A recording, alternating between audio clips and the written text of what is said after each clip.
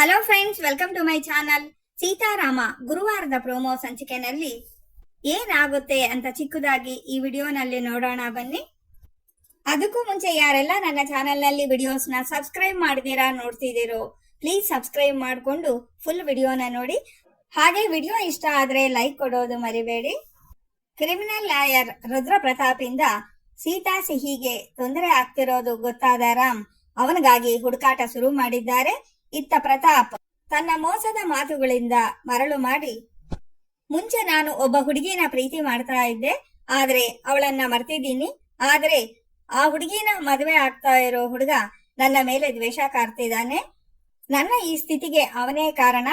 ನನ್ನ ಹುಡುಕ್ತಿದ್ದಾನೆ.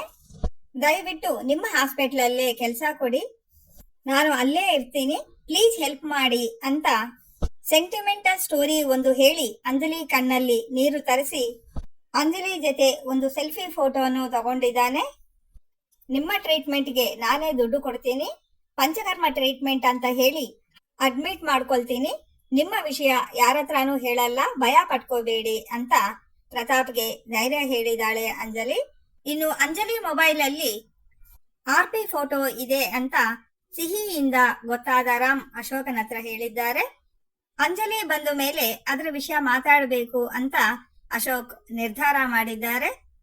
ಆದ್ರೆ ನೀವು ಹಾಸ್ಪಿಟಲ್ ಅಲ್ಲಿ ಇರೋ ವಿಷಯ ಯಾರಿಗೂ ಹೇಳಲ್ಲ ಅಂತ RPಗೆ ಮಾತು ಕೊಟ್ಟ ಅಂಜಲಿ ಅಣ್ಣ ಆದ ಅಶೋಕನ ಹತ್ರ ನಿಜ ಹೇಳ್ತಾಳ ಅನ್ನೋದನ್ನು ಕಾದು ನೋಡ್ಬೇಕಾಗತ್ತೆ.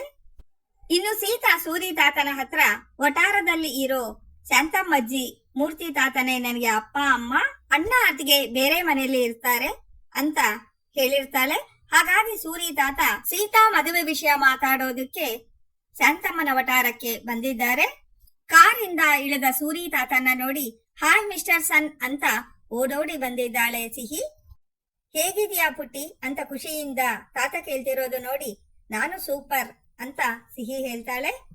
ಅಲ್ಲಿಗೆ ಬಂದ ಶಾಂತ ಅಜ್ಜಿ ಮೂರ್ತಿ ತಾತನ್ನ ನೋಡಿ ನಿಮ್ಮ ಮನೆ ಪಕ್ಕದಲ್ಲೇ ಸೀತಾ ಮನೆಯಂತೆ, ನನ್ನ ಕರ್ಕೊಂಡು ಹೋಗ್ತೀರಾ ಅಂತ ಸೂರಿ ಅವರು ಕೇಳ್ತಿದ್ದಾರೆ.